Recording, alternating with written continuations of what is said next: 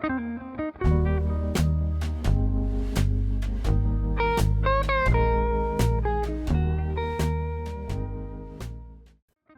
လုံးပဲမင်္ဂလာပါရှင်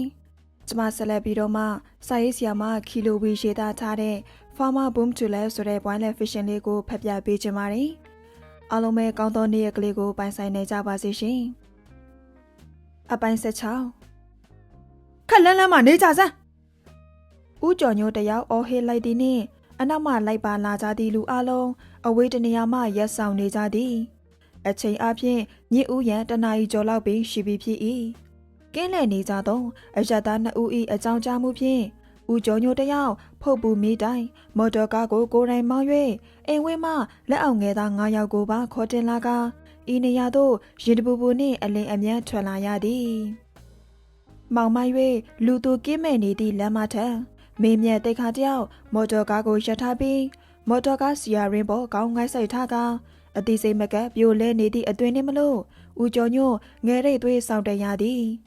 မိမိ၏သားဖြစ်သူမှာငယ်စဉ်ကတည်းကယခုအသက်30စွန်လာသည့်တိုင်ပုံပြက်ပက်ပြက်နေဒီလိုပုံစံအောင်ဦးဆုံးအကျင့်အဖြစ်မြင်တွေ့ရခြင်းပင်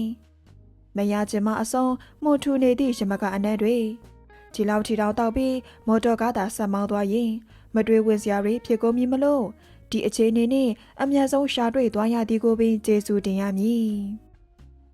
ဦးကျော်ညွန့်တာဖြစ်သူရဲ့ငိုက်ဆိုင်နေသည့်ဦးကောင်းကိုလက်ပြည့်အသာထိန်ကန်၍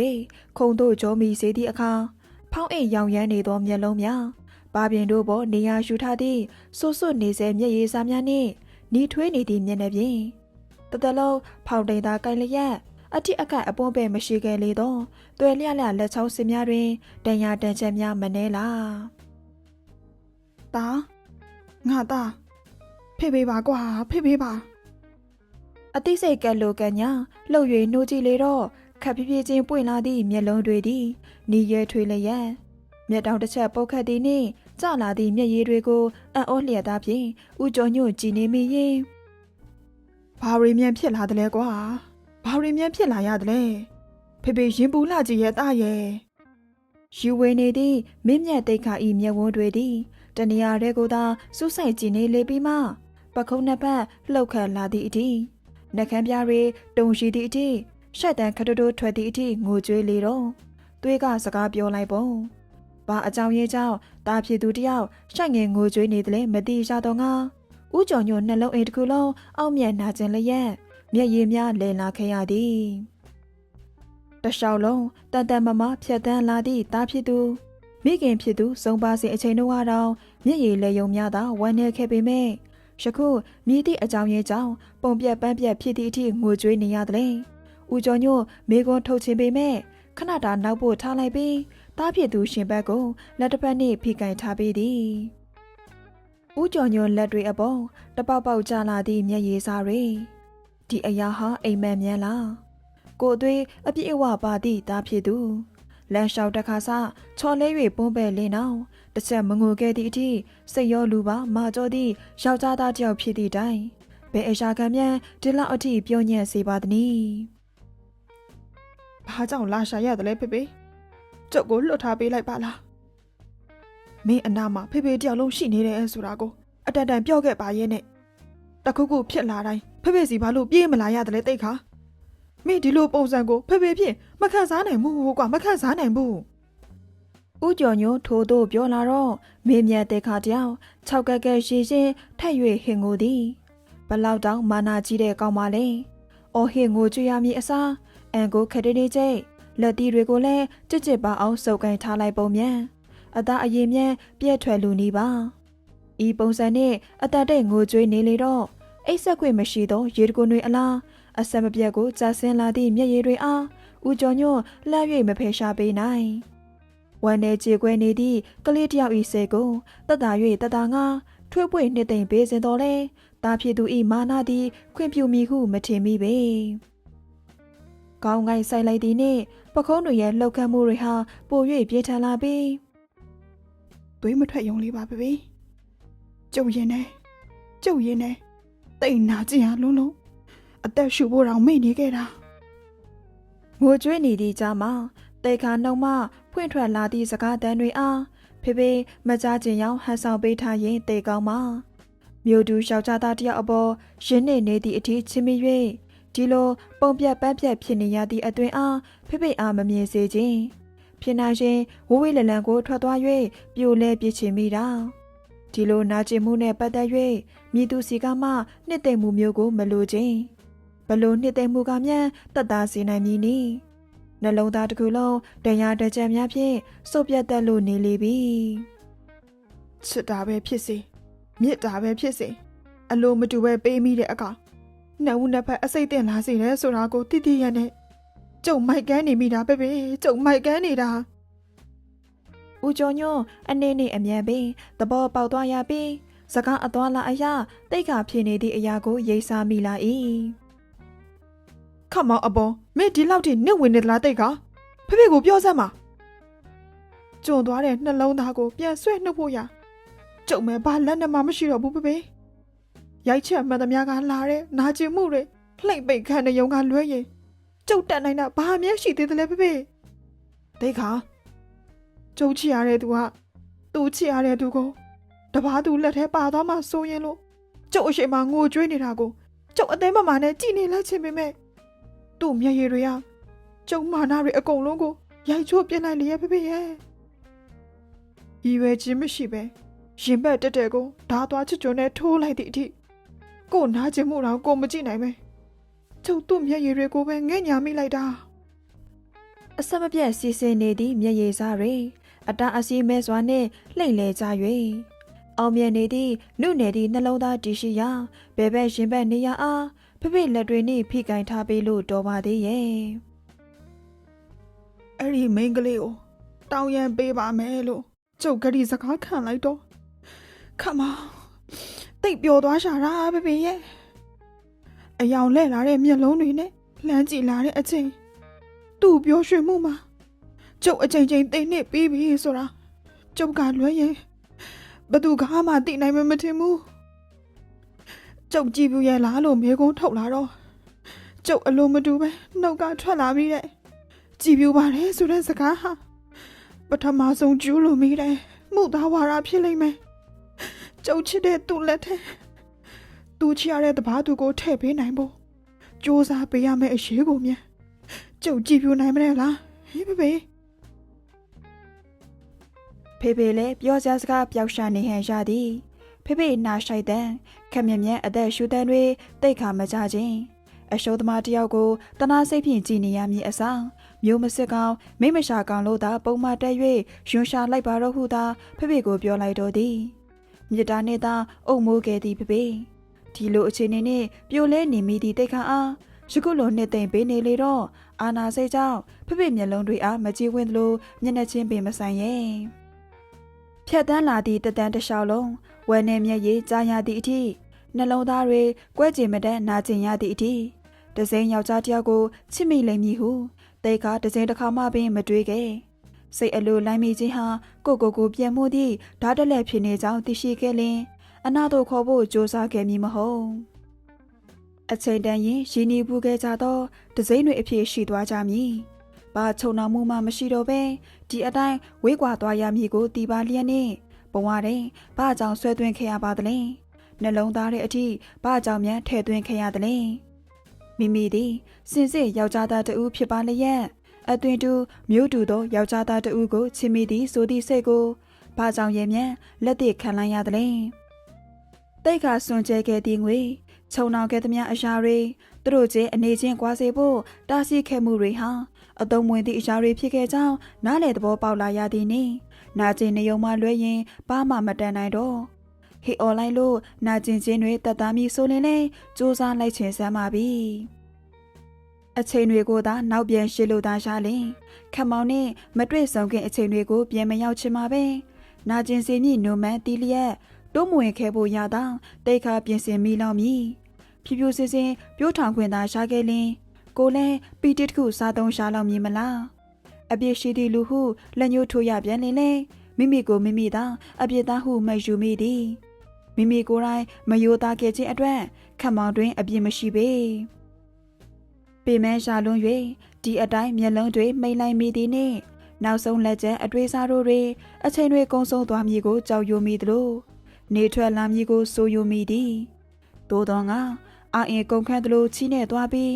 အမြင်အာရုံတစ်ခုလုံးအမောင်တီးတီးလူအခေါ်လှုပ်ခိုင်းထားပါရဲ့မြို့ဝန်ခဏဆောင်ပေးပါအောင်ရှင်မင်္ဂလေးရှင်အိမ်ရဲ့အေကန်အတွင်းလူဆုံထိုင်နေကြသည်ရမီရဖာတော့မပါတော့ငါကာယကံရှင်ဖြစ်သူနှစ်ဦးတစ်ဖက်ကမိသားစုဝင်များနှင့်အိမ်ဦးကပ်ဘက်နှစ်ယောက်ခုံတွင်ထိုင်နေသည့်ဦးကျော်ညွန့်နှင့်ဘေးတွင်ခြေချိတ်ထိုင်နေသောမင်းမြတ်သိက္ခာ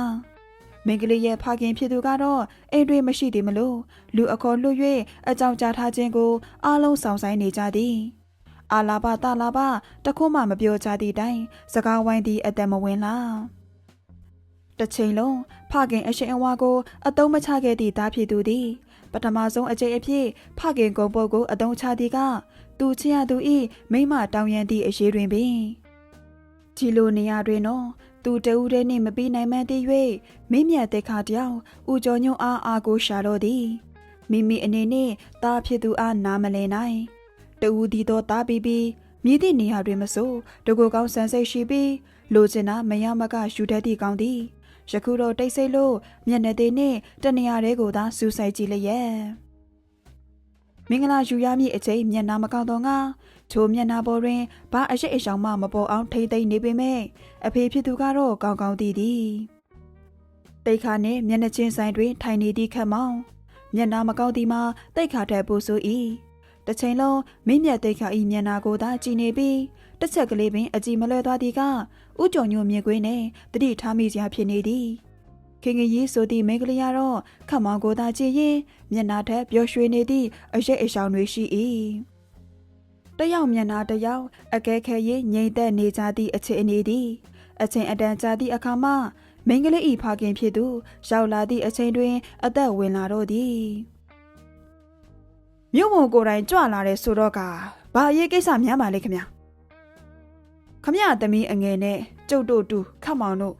လူငယ်တဘာဝမြစ်တာမျှနေကြတာကိုအတိလာပေးပြီးစိစဲကြောင်းလန့်ဖို့စကားစမိလာပြောတာပါ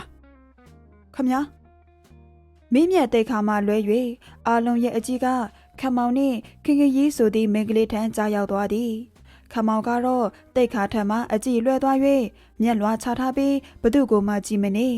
အရှိအပြုံးကိစ္စနေသောခတ်မောင်ပုံစံကြောင့်ဒီကိစ္စကိုအတိအကျစီစဉ်ပေးနေသည့်ခန်းစားချက်ကိုတောင်ဥကြုံညို့ရရှိလာသည်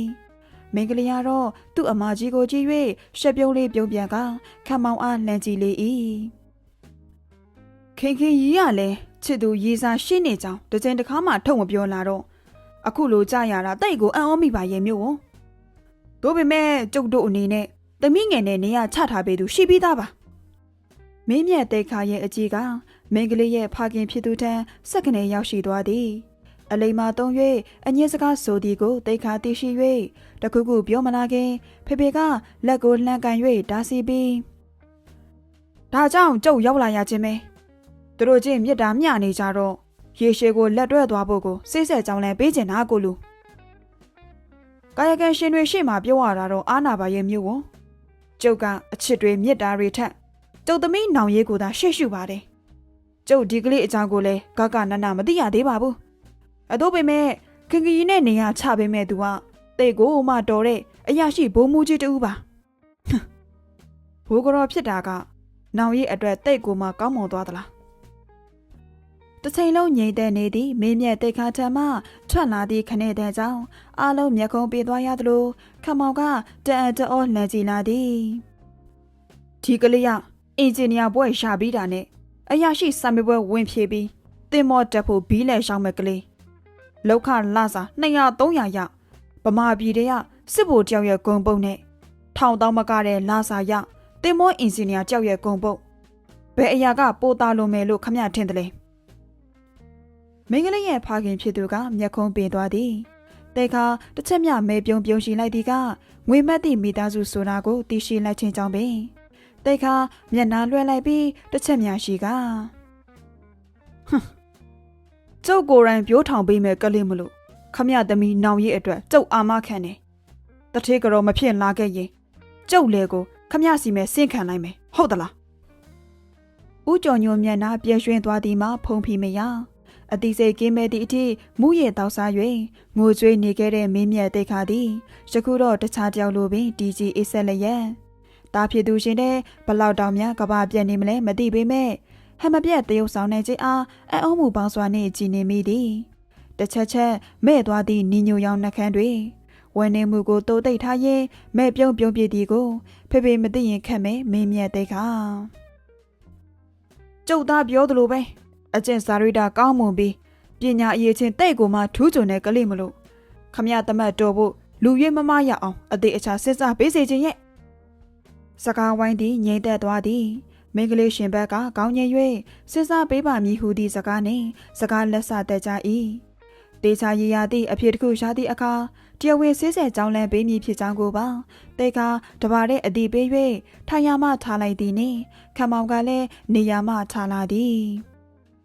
တေခါအပြင်ဘက်တွင်ရထားပါသည့်မော်တော်ကားစီသို့ဖခင်ဖြစ်သူနှင့်ဘေးချင်းရှင်ရှောင်းလာပြီးမော်တော်ကားစီသို့လိုက်ပို့ပေးသည့်ခင်ခင်ရီဤဖခင်ဖြစ်သူနှင့်ဖေဖေကတော့စကားတပြောပြောခမောင်ကတော့တိတ်ခါအနောက်ကပါလာသည်မော်တော်ကားအနာလျှောက်သည်နှင့်ဖေဖေကစကားကောင်းနေသည့်အခြေအနေမလို့စောင့်မနေတော့ပါပဲတိတ်ခါဤမော်တော်ကားစီသို့ရှောက်သွားစဉ်ခမောင်ကတိတ်ခါလက်ကိုလှက်ကင်လာပြီးကိုတိတ်ခါတိတ်ခါအနောက်သို့လှည့်ကြည့်လိုက်သည်နှင့်ခမောင်မင်းကိုဥကြော်ညွန်လိုက်ပို့လိမ့်မယ်ကိုတိတ်ခါအိမ်ပြန်ဦးလားကိုတညစ်ဘက်သွားမှာခမောင်ကိုတိတ်ခါလက်တွေဖြန့်ကျက်ထားသည့်လက်ချောင်းတွေပေါ်မှဒဏ်ရာတွေအားခတ်မောင်ကြည့်၍ပြောလာသည့်အခါတိတ်ခါလက်ချောင်းများကိုဝတ်ထားလိုက်၍အလောက်ခွေမှာဒဏ်ရာရလာတာပါဘာမှမဖြစ်ဘူးထို့သို့ပြောလိုက်တော့ခမောင်ဘာမှပြောမလာတော့ပဲတိတ်ခါမျက်လုံးတွေအားစူးစိုက်ကြည့်လာပြီးကင်ထားသည့်လက်တွေကိုလည်းလွတ်မပေးသေးအကြောင်းပြချက်မရှိနှစ်ယောက်သားအကြည့်ချင်းစုံနေကြပြီးတယောက်ကိုတယောက်ကြည့်နေမိကြ၏ဘာကြောင့်များလဲခမောင်မင်းချီရတဲ့မိန်းကလေးကိုရဖို့အရေးကိုတက်နိုင်တဲ့လောက်စူးစမ်းပေးပြီးပြီဘာကြောင့်မပြောနိုင်သေးတယ်လဲကျုံမသိဘူးကိုတိတ်ခါပေါ်အာနာစေဖြစ်မိနေတယ်တိတ်ခါမျက်လုံးတွေလှုပ်ရှားသွားရသည်အာနာစိတ်တယ်လားနှက်ခမ်းကိုခက်တတင်ဆေးလျက်လစ်လက်နေသည့်လက်တစ်ဖက်ဖြင့်လက်သီးကိုကြစ်ကြစ်ပေါအောင်စုပ်ကိုင်ထားလိုက်ရ၏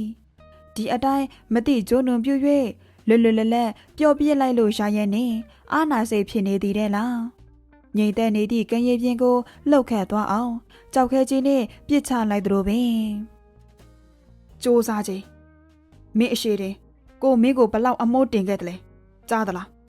အရာအလုံးခွင့်ပြုနိုင်ပေမဲ့ကို့တိတ်ခါကိုတော့ရိုက်မချိုးနဲ့ပြောခဲ့တဲ့အတိုင်းဖြစ်အောင်လုပ်ပေးကြချိုမြသာပြော၍ကြောက်ခန့်ရင်ပြင်ပေမဲ့တိတ်ခါလက်ဖြံကိုကင်ထားသည့်ခတ်မောင်ဤလက်တွေသည်အလိုပေးခြင်းမရှိပေတိတ်ခါနောက်ထပ်တစ်ခေါက်ခတ်မောင်အားကြည့်လိုက်တော့ညှိုးငယ်နေသည့်မြဝန်းတွေဘာကြောင့်လဲခတ်မောင်ဘယ်အတိုင်းအတာလောက်ထိနာကျင်ပေးရမှမင်းပြောနိုင်မလဲဘာကြောင့်အဲ့ဒီမြဝန်းတွေကအခုချိန်ထိဝမ်းနေမှုအရေးဆောင်တွေရှိနေရသေးလဲရင်ထဲတဆစ်ဆစ်ဖြစ်လာသည့်တန်းကြောင့်တေခါမျက်ဝန်းတွေတဲ့အပူလိုင်းတွေဖြတ်ပြေးလာတော့မျက်နာကိုခက်ကြကြမ်းလွှဲပြင်းလိုက်သည်ကိုတေခါအကိုပေါ်ထွက်လာသည့်အတန်မိန်းကလေးရဲ့အတန်ကြောင့်တေခါကြောခိုင်းဖို့ပြင်ဆင်တော့ကတော့မလွတ်ပေးသည့်လက်တွေကအလင်းအမျက်ဖဲခွာသွားလေပြီးတေခါကိုကြည်နေသည့်မျက်ဝန်းတွေကစက္ကန့်ပိုင်းအတွင်းထိုမိန်းကလေးတန်းရောက်ရှိသွားသည်တိတ်ခါကြောက်ခိုင်းလိုက်ပြီးမော်တော်ကားပေါ်တက်ခါခက်မြင်မြန်ပြီးထိုနေရာမှမောင်းထွက်လာလိုက်၏မင်းဘာကြောင့်မစွန့်ပေးသေးတယ်လဲတိတ်ခါဒီလောက်အထိမင်းဖြစ်နေတာတော့ဘာကြောင့်အနားမှာထားကျင်သေးတယ်လဲတိတ်ခါဖေဖေမေကွန်းကိုအပြေမပေးနိုင်ခဲ့ကိုအတွက်မျော်လင့်ချက်အနေငယ်တောင်မရှိတော့သည်ကိုတီးတော်ငါတိတ်ခါခမောင်အားအဝေးသို့ပြန်ပို့လိုက်ဖို့ရမဖြစ်နိုင်ပေဒီအတိုင်းအနာရင်ရှိနေစေခြင်းသေးသည်စိတ်ကိုပြက်လက်ပြင်ဆင်နိုင်ရင်လည်းတိတ်ခါပြင်ဆင်မည်မပြင်ဆင်နိုင်လောက်အောင်ဖြစ်နေရင်လည်းနာကျင်ခံ၍မြို့သိပ်ထားဖို့ရာတွေးထားမိသည်ဝေဝါလာသည့်အမြင်အာယုံသည်မျက်တောင်တစ်ချက်ပုတ်ခတ်လိုက်သည်နှင့်ပါပြင်ပေါ်ပူနွေးကျလာသည့်မျက်ရည်အားလက်ကုံနှင့်ခက်ကြကြဖယ်ရှားလိုက်သည်နှလုံးသားသည်အုံနောက်ကအလုတ်ပေးသောအတွေ့တို့ဤတန်းအားအလူအလဲခံနေရ၏မြည်တို့ပင်အသေးမာသည့်လူဖြစ်ပါစေသောအဘယ်မျှတက်နိုင်မည်နည်းနှလုံးသားသည်လည်းအသွေးနှင့်အသားနှင့်တိဆောက်ထားသည့်အရာပေမလား နာကျင်ပေးရမည်လေတိတ်ခါရွယ်ချက်ကခမောင်ဘဝအားမြင့်တင်ပေးဖို့ပင်မိမိချစ်ရသူဘဝကောင်းစားဖို့ရာငွေရှင်းရှာပါမလားနှလုံးသားကိုရှင်းရပါမလားအလုံးစုံပုံအပ်၍အရင်ခံမည်ခမောင်ဘဝကောင်းစားသွားတဲ့အခါချီနှောင်ထားသမျှအတ္တကျိုးတွေတန်ရုံစင်ကျိုးတွေအလုံးကိုတိတ်ခါကိုယ်တိုင်ဖျက်ပြင်းမည်ကောင်းစားသွားသည့်ခမောင်ပေးလက်တွဲသည့်သူဟာဘသူဖြစ်ဖြစ်တိတ်ခါကျင့်နဲ့နိုင်လောက်မည်ယောက်ျားတစ်ယောက်ဤဂတိစကားတခွန်းဟာထိုယောက်ျားဤကိုကျင့်တိတ်ခါတရားပင်ရည်ရွယ်ပြီးသားအရာအားဘယ်အခြေအနေမှာဖြစ်စေတိတ်ခါမဖြစ်ဖြစ်အောင်လုပ်ပေးမည်မလို့ဒီလောက်သာအပိုင်စခွန်းလူလေးဒီအချိန်ကြီးဘာထလုပ်တဲ့ခမောင်ရေထဲကထွက်လာ၍မျက်နာတင်နေလေတော့တန်လျာမအိမ်ကြီးဘက်သို့ရှောင်လာသည့်အရှိကခမောင်ကိုတန်တော်နှင့်မေးလာလေသည်အချိန်အဖြစ်မနက်၄နာရီခန့်လောက်သာရှိသေးပြီးစောင်းဝင်ရာသည့်ဖြစ်၍ကြောကိုစိတ်နေအောင်နေလေသည်တညာလုံးအိတ်မပြောနိုင်ဖြစ်နေလို့စာကြည့်ပြီးထလာတာပါအရင်ဖြစ်ရမယ်အေးရင်မွရင်ဖြင့်ခေါင်းနောင်ပါထမင်းရောစားသလားဟုတ်ကဲ့နည်းနည်းတော့အေးကွယ်ရေချိုးမှမြင်လဲချိုးအကြည့်ထမင်းချန်ခူးထားပေးမယ်မယုံမသေးအရေးပြန်ထွက်လာရင်ဖြင့်ကျုပ်ရေလဲပစိုးလေးယူခဲ့ပြီလို့ရမလားခင်ဗျအေးယူခဲ့မယ်ခဏဆောင်ချင်းခံမောင်းကောင်းတစ်ချက်ငိမ့်၍အပေါ်အဝတ်ကိုချွန်လိုက်ခါရေတမို့ကိုခေါင်းကနေစာလောင်းလျက်ရေချိုးခြင်းကိုစတင်သည်အေးစိန်နေသောတန်ကိုအန်တူရတော့ငါလက်ပွားတွေရရန်၍အနှဲငယ်တုံရီချလာသည်ရေချိုးခြင်းပြီးစီးသည့်အတိုင်းအရေးတယောက်အင်ကြီးဘက်မှပြန်ထွက်မလာသေးသောကြောင့်ခမောင်းဝစ်ထားသည့်အင်ကြီးအဖွင့်၍တဲတွင်လန်နေစဉ်အကြီးကအင်ကြီးဘက်ကပြန်ထွက်လာပြီးခမောင်အနာသို့ရှောင်းလာက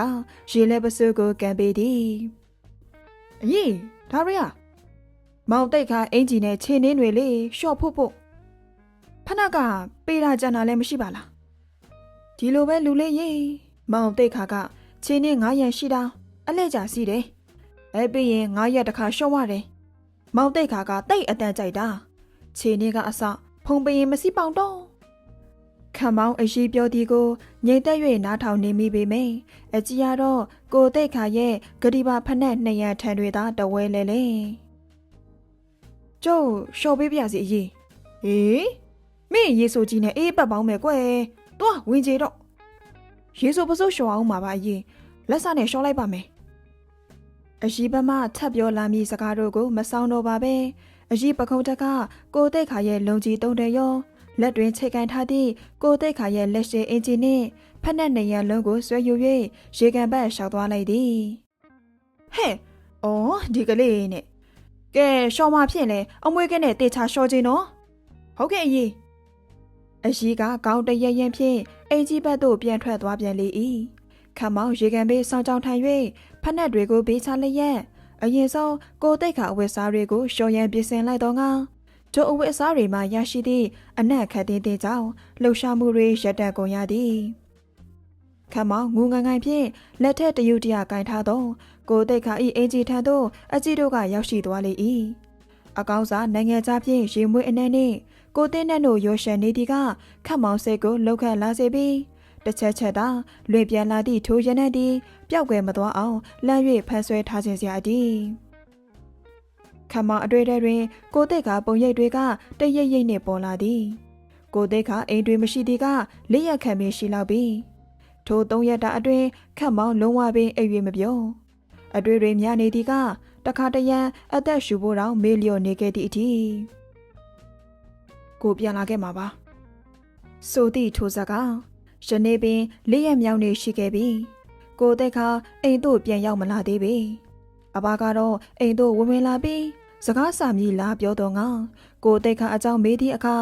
တညင်ဘက်တွင်ကိုတိတ်ခါရှိနေသည်ဟုသည့်အကြောင်းနှင့်ရေနံကုမ္ပဏီ၏ဝင်တောင်းရောက်၍ထိုဝင်တောင်းနှင့်အတူရေနံမြေသို့ကွင်းစင်းနေသည့်အတွက်ရန်ကုန်တစ်ဖက်ကမ်းတွင်ရပ်ပိုင်းခန့်ကြားမြည်ဖြစ်ကြောင်းကိုတော့ခမောင်အားပြောပြသည်သို့သောခမောင်စိတ်ထဲယခုတိုင်းလေးပင်နေတုံးပင်ကိုတိတ်ကခမောင်အားစိတ်ကူသွားသည်စိတ်ဆိုးသွား၍မျက်နှာချင်းမဆိုင်ခြင်းသည်ဟုသာတွေးနေမိသည်အကယ်၍မြန်ကိုတိတ်ကဒီလိုဖြစ်ခြင်းရင်လဲဖြစ်ခြင်းစရာပင်ခမောင်စိတ်ဆန္ဒကိုမထိန်ချုံနိုင်မေကိုတိတ်ခါရှဲကိုခင်ခင်ကြီးအကြောင်းဖွင့်ဟနိုင်မိသည်မလား ဒါထက်ခတ်မောင်ကိုတိတ်ခါအရှိဆိုးလင်းပြော့ညံ့မိသည်ကိုတိတ်ခါကိုအလွန်တရာမှအာကိုခြင်းသည့်စိတ်တွင်အားလုံးရှိတွင်ဟန်ဆောင်ပတ်ဆောင်နေနိုင်သောငါကိုတိတ်ခါရှိတွင်တော့အပွင့်လင်းဆုံးပုံစံဖြင့်နေထိုင်ပြောဆိုမိသည်ဒါကြောင့်လဲကိုဘာအဆွတ်အဆမှမရှိသည့်လူတစ်ယောက်ဟုအနေနဲ့အမျက်နှုံခံစားလာရသည်ပင်ယခုဖြစ်လာသည့်ကိစ္စကြောင့်ဒီအတွေ့ဟာတစကြီးထွားလျက်ပို့ဆိုသည်ကကိုတိတ်ကအပေါ်ကျင့်ဝတ်ဖောက်ပြ၍ဂတိမတီနိုင်သောလူတဦးလို့ခံစားနေရသည်ပင်ထို့သောခံစားရတိုင်းအဲ့ဒီနေ့ကခင်ရီမိဘတွေနဲ့ကိုတိတ်ကစကားပြောပေးမယ်ဟုစကားပြောလာတော့ခတ်မောင်လက်ခံလိုက်မိသည်ကိုယခုအချိန်နောက်တရမိသည်ဟုဆိုလျင်နောက်မြကျသွားသလားကိုတိတ်ခါကဘာကြောင့်မြန်သူနှင့်စားကြုံမှာလက်မှတ်ထိုးထားသည့်လူအားကြည်ပြူနှင့်စိတ်ဆက်ပေးရန်ခွင့်ပြုရသည်။ကိုတိတ်ခါသည်ခတ်မောင်လူထက်မှဘာမှမျှော်လင့်စရာမရှိ။ဒါအပြင်ကိုတိတ်ခါထုတ်ထားသည့်စီကံချက်ကိုသွေးဖယ်ပြီးကိုတိတ်ခါနှင့်လက်ထက်စားကြုံတွင်သဘောတူညီမှုဖြင့်လက်မှတ်ထိုးထားပါလျက်ခင်ရှိနေပင်စိတ်ဆက်ကြောင်းလည်းရန်ဖြစ်လာပြန်၏။အခြေအနေရှက်ဟာနှစ်ခါတွေးစရာမလိုအောင်ခတ်မောင်ကြောင့်ပို၍ရှုပ်ထွေးလာရပြီးအုံနောက်ထဲတွင်ရှင်မရလောက်သည့်အထိရှုပ်ရှက်ခဲ့သည့်အကြောင်းအရာတွေဟာလည်းတွေ့သည်ခတ်မောင်အေးဆက်ဆက်လက်ပွားတစ်ဖက်ဖြင့်ရေချောက်နေပြီးဖြစ်သည့်မျက်နှာပြင်အားကြဲရန်ပို့တော့လိုက်မိ၏ခတ်မောင်ကိုတိတ်ခါအားအောင်မေမိသည်တယောက်နဲ့တယောက်အဖော်ပြုတ်ပေးနေကြရင်ကိုတိတ်ခါယုံချိန်ခတ်မောင်ကြောင်းချိန်မှလွဲရင်အတူတကွနီကကရှိနေကြဖြစ်သည်မလို့ရုတ်တရက်စိမ့်သက်သွားသလိုခံစားချက်တွေအားခတ်မောင်ရရှိသည်နှင့်ရင်ထဲမနေတာတော့လက်ထဲကကိုတိတ်ခါရဲ့အင်ကြီးကခတ်မောင်အနားတွင်ကိုတိတ်ခါရှိနေသလိုခံစားချက်မျိုးရရှိစေ၏အတူတူမျက်နှာချင်းဆိုင်ထိုင်ကြလင်းအောင်ကိုတိတ်ခါစီမှရရှိသည့်နိုင်ငံသားဖြစ်ရှင်မွေးနှံကိုခတ်မောင်တိတ်နှိမ့်ချိုင်မိသည်လားမဟုတ်သေးထိုရှင်မွေးအနေနဲ့အတူရော့ပြုံပါလာတတ်သည့်ကိုတိတ်ခါရဲ့ကိုတင်ရှင်နဲ့ဟာအတော်လေးဆွဲမဲ့ဖွယ်ရာကောင်းလို့သည်မက်တီးစိတ်ကလုံစော်ပေးမှုတစ်ခုကြောင့်အင်ကြီးစာကိုကင်ထားသည့်ခတ်မောင်လက်တွေကရုတ်တရက်မျက်နှာအနာသို့တဖြည်းဖြည်းတိုးမိလာ၏ထို့သို့တိုးမိသည်နှင့်နှာဖျားဝါသို့တိုးဝင်လာသည့်ထိုရနေကြောင့်ခတ်မောင်မျက်လုံးတွေမိတ်ချမိတော့မတတ်ဖြစ်စဉ်တွင်မဟုတ်တာလက်တွေကိုခတ်ဝေးသို့ဖယ်ခွာလိုက်သည်မဟုတ်သေးဘာတွေလုံးမိနေရပါလဲခေါင်းကိုခက်ကြခါလှုပ်လိုက်ပြီးမှခန္ဓာကိုယ်တစ်ခုလုံးအေးဆက်နေသည့်အတွက်အဝတ်အစားများကိုလျှော်ရမ်းတာအလင်းအမြန်ပြင်းတို့သည်တိတ်ကိုတန်ဖိုးကြီးလွန်းသည့်အဝတ်အစားတွေဖြစ်သလိုကိုတိတ်ခါရဲ့အဝတ်တွေဖြစ်သောကြောင့်ကြောက်ခွန်တွင်တောင်မချရပါပဲလက်ထဲတွင်ပုတ်တိုက်လျှော်လိုက်ပြီးဖနက်များကိုလည်းထိုနီဒူစွာလျှော်၍အသေးအချာလှမ်းပြီးကမှအင်ကြီးအတွင်းသို့ဝင်လာခဲ့လိုက်၏အဝတ်စားဝတ်ပြီးသည့်နောက်အရှိပြင်ပေးထားသည့်ထမင်းချက်နှင့်အချက်ခပ်ပူပူလေးတောက်အပြီးစာပြန်လုံနေသည့်နောက်မိုးစင်လင်း၍ကြောင်းသွားရမည့်အချိန်ရောက်လာသည်မလို့ခတ်မောင်စပိန်ယူပြီးကြောင်းသို့ထွက်လာခဲ့လိုက်သည်ကျောင်းဝင်းသို့မရောက်လာခင်ထိုးရင်တို့အုပ်စုနှင့်စကားပြောနေသောမမကြီးကိုတွေ့တော့ခတ်မောင်ချက်ချင်းဆိုသလိုပင်မျက်နှာပြည့်ရွှင်သွားရသလိုမမကြီးမျက်နှာထက်လဲဒေါသအရှိအရှောင်များတဝဲလဲ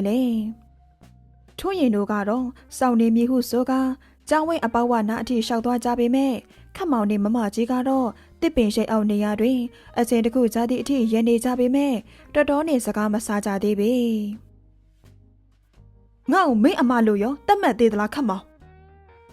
စကားဆလာသည့်မမကြီးကြောင့်ခတ်မောင်ခေါင်းကိုယ်သာငုံထားမိသည်ဒီအကြောင်းအရင်းကမမကြီးနားလျှောက်သွားလောက်ပြီခတ်မောင်မမကြီးအားအတိမပေးပါပဲချစ်ချင်းလည်းငင်းဖြစ်သွားသည့်ကိစ္စကြောင့်မမကြီးကိုလည်းတကယ်ပင်အာနာမိသည်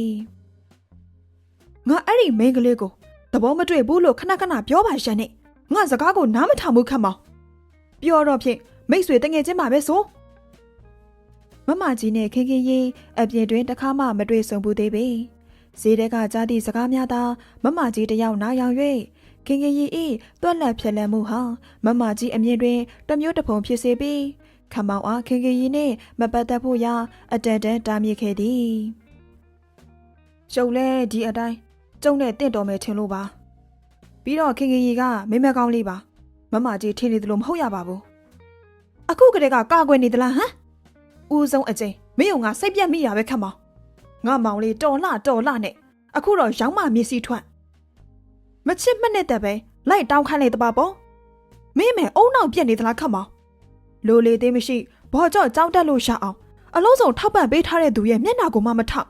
မိမတောင်းခိုင်းသေးတယ်ပေါ့မင်းကဘာအမြဲပြန်လို့ပေးနိုင်သေးလို့လဲငါ့ကိုပြောစမ်းပါမင်းအသက်ကပြင်ဘယ်လောက်မြန်ရှိသေးလို့မိမယူဖို့တည်းစဉ်းစားနေရတယ်လေခတ်မောင်မမကြီးကခတ်မောင်လက်မောင်အားတဖုံဖုံထူရရင်စူပူနေလေ၏ခတ်မောင်ခေါင်းကိုငုံငိမ့်သက်လျက်သားအနေအထားမှမမကြီးအားဘာမှပင်မတုံ့ပြန်နိုင်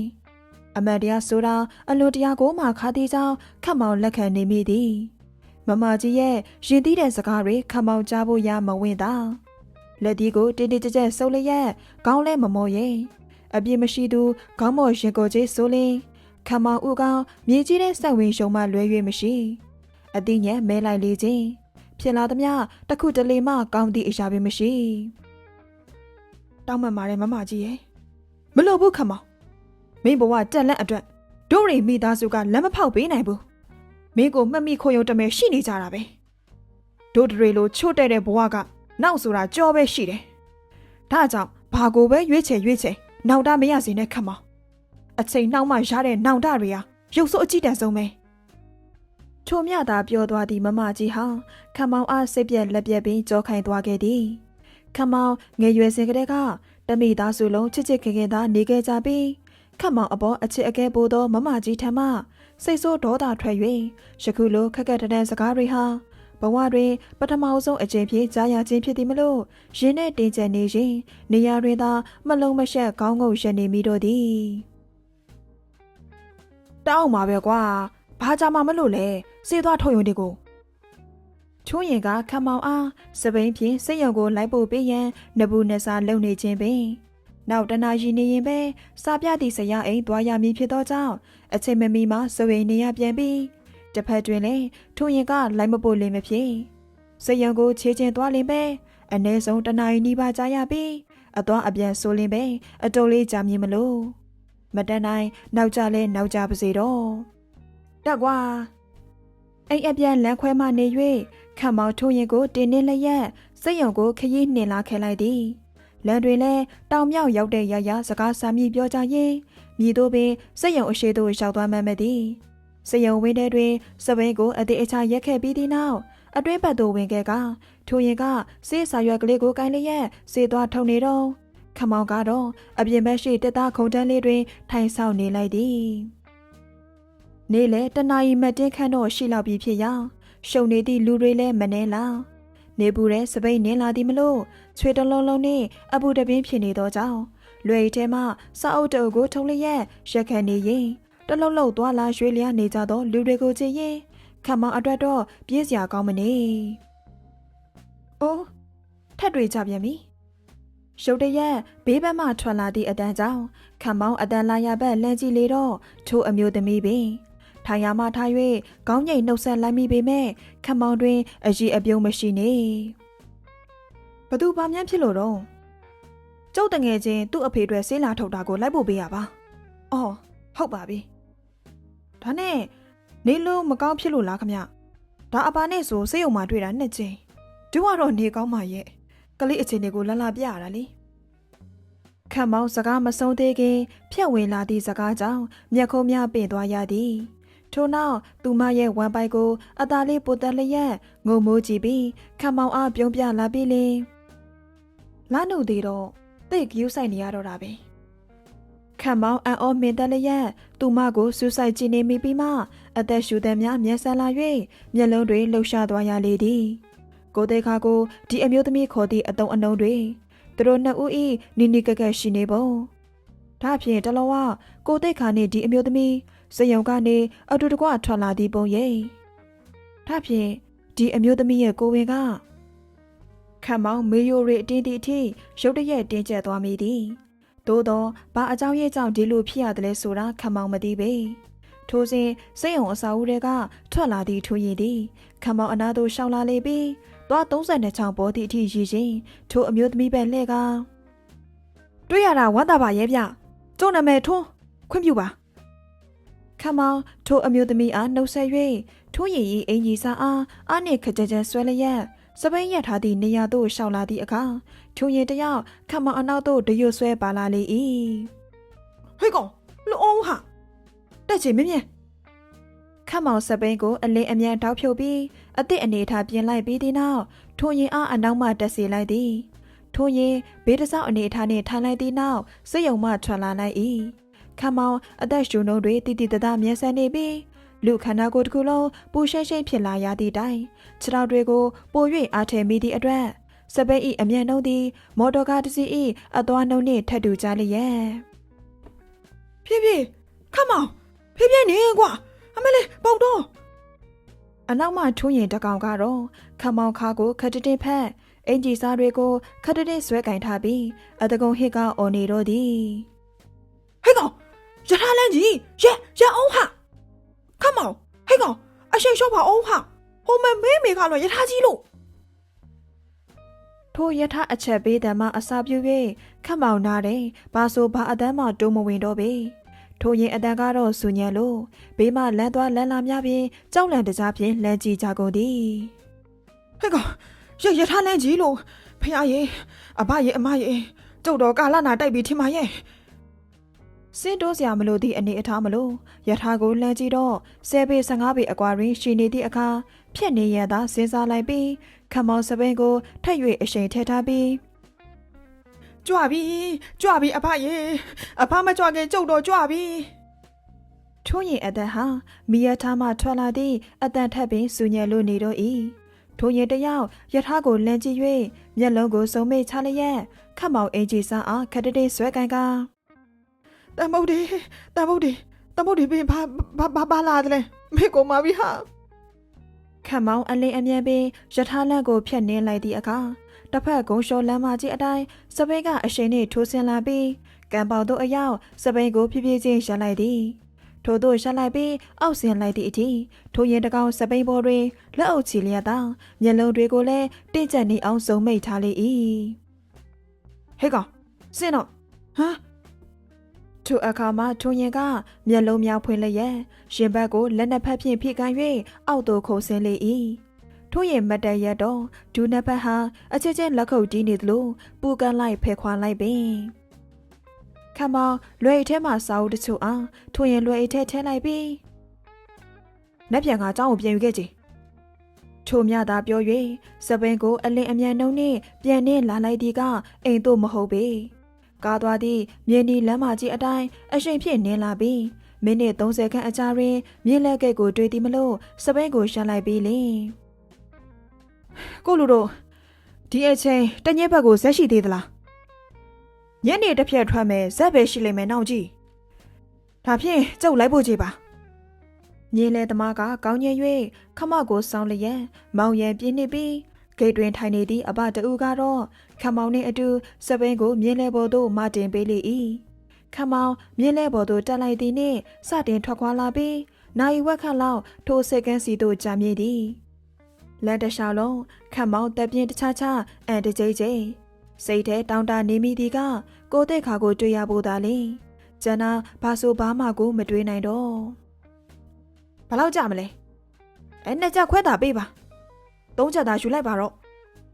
ခမောင်မြင်းလဲသမားလက်ထဲငွေအလေးအမြန်ထိုးထည့်၍ဆက်စီရန်အတွက်တစ်သားတရားလေးအပေါ်သို့စပိန်ကိုတွန်းလျက်ခြေလန်းကျဲများဖြင့်ဇက်အနီးသို့ရှောင်လာလိုက်သည်တဲ့လူလေးအခုထွက်ပြီးမင်းနောက်ဆုံးကွာစပိန်ကိုဇက်အပေါ်ကူတင်ပေးကြသည့်အတွက်လွယ်လွယ်ကူကူပင်ဇက်ပေါ်လျှောက်သွားခဲ့သည်ငွေလာကောက်ခံပြီးအချက်ပြသည်နှင့်တစ်ဖက်ကန်းသို့စတင်ထွက်ခွာသည်ထူးဆန်းသည်ချောင်းလေသို့လျှောက်သည်နှင့်မိုးကချက်ချင်းပင်ရွာချလာသည်မလို့ခန္ဓာကိုယ်တစ်ခုလုံးဆူထိုင်း၍ထိုရင်အားစောက်တွေပေးလိုက်ပါသည်ကိုပင်ကျေးဇူးတင်မဆုံးတစ်ဖက်ကန်းသို့အကက်တွင်ခမောင်ခန္ဓာကိုယ်တစ်ခုလုံးရွှဲနေအောင်မိုးမိလာပြီးဇက်ဘော်ကဆင်းသည်နှင့်မိုးရွာထဲမှာရက်ဆောင်နေကြသည့်မြင်းလဲသမားများကတော့အလူအရက်ပင်ခရီးသည်ခုန်နေလျက်နောက်ကြည့်ဘဲတဲ့လေဟိုရင်ထဲမြေကိုသွားချင်ပါရဲ့အိုးဝေးလန်နေအရက်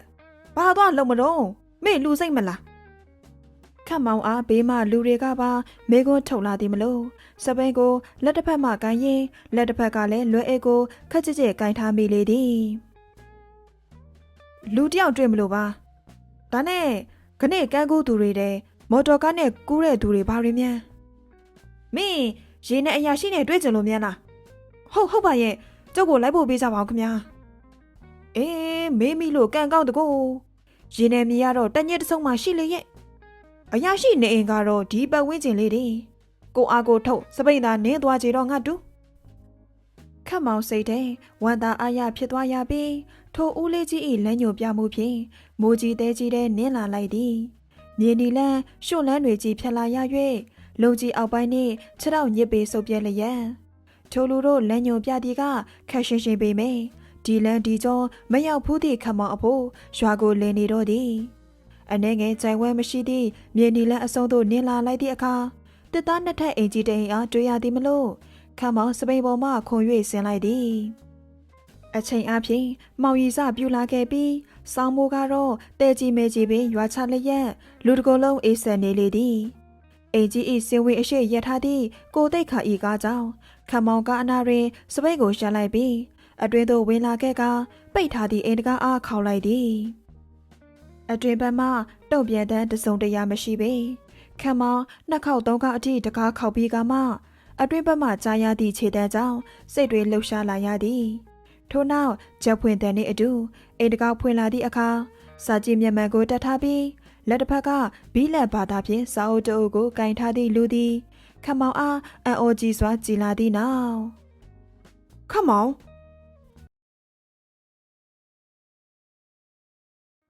အပိုင်းဆက်ရှင်ခတ်မောင်အမြင်အာရုံအတွင်းတွင်မြင်နေရသောခတ်မောင်သည်ခန္ဓာကိုယ်တစ်ခုလုံးဆူရွှဲနေပြီးနှက်ခမ်းတွေကလည်းအရှောင်အသွေးပြောက်လူဆဲဆဲရေဆို၍စပင်တွေရှေ့သို့ဖုံးနေသည့်အကြောင်းတေခါအားဆူဆိုင်လျက်ငုံငငိုင်ကြည့်နေပါသောမျက်လုံးတွေနှင့်ခတ်မောင်ထံမှကြားရသည့်အသက်ရှူတန်းသည်ပြင်ပမှမိုးတန်နှင့်နင်လားငါလားအပြန်အဆိုင်ပြာရထိတ်စွာမြစ်တက်လာသည့်စိုးရိမ်ပူပန်မှုကြောင့်မင်းဒီကိုဘလို့ရောက်လာသလဲမိကွန်းထုံမိတော့ငါဖြေတမ်းမကြရတေခါခြေတလန်းရှေ့တိုး၍အပြင်ဘက်ကိုလှမ်းကြည့်လိုက်တော့ခတ်မောင်ဤစပိန်အားတွေ့ရသည်မလို့မျက်ခုံးများစူကြုံနိုင်မိသည်မဟုတ်မအဲ့ဒီစပိန်နဲ့ဒီအထိတေခါအိမ်သို့မပြန်ဖြစ်သည်မှာ4-5ရက်ခန့်ရှိပြီဖြစ်သည်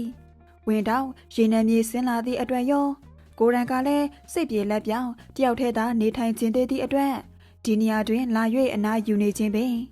ဖေဖေကိုရောအိမ်ရှိလူအကုန်ကိုရောခမောင်ကိုပါပြန်လာခဲ့မည်ဖြစ်ကြောင်းတေချာမှာခဲ့သည်ခမောင်နှင့်မျက်နှာချင်းဆိုင်ဖို့ရာအချိန်ယူနေဆဲဖြစ်၍ဒီအထိခမောင်ရုတ်တရက်ကြီးယခုလိုရောက်ချလာသည့်အချိန်တွင်တေခါလွန်စွာအံ့ဩမှင်သက်နေမိ၏ရက်နေအဲ့ဒီအတိုင်းအထက်ဝင်လို့မရခမောင်ဆက်ပြောလာမည်စကားကိုတေခါနားမထောင်ပါပဲအိမ်ထဲသို့ဝင်လာလိုက်သည်လက်ထက်ကကင်ထားသည့်စာအုပ်အားကျွန်းစွဲပေါ်ပြစ်တင်ခဲ့လိုက်ပြီးအိမ်အပေါ်တက်သို့တက်လာလိုက်ကအဝင်းအစားအနေချင်းထည့်ထားသည့်ဗီဒီယိုကိုလှည့်၍အတွင်မှတိတ်ခါဤလုံကြီးတစ်ထိန်အင်ကြီးတစ်ထည်နှင့်အတူရေတုပ်ဖို့ပုံဝါတစ်ထည်ပါယူလာခဲ့ပြီးအောက်သို့ပြန်ဆင်းလာကအိမ်အပေါ်ဝါကခတ်မောင်ထံသို့ရှောက်သွား၍ပေးလိုက်ပြီးသည့်နောက်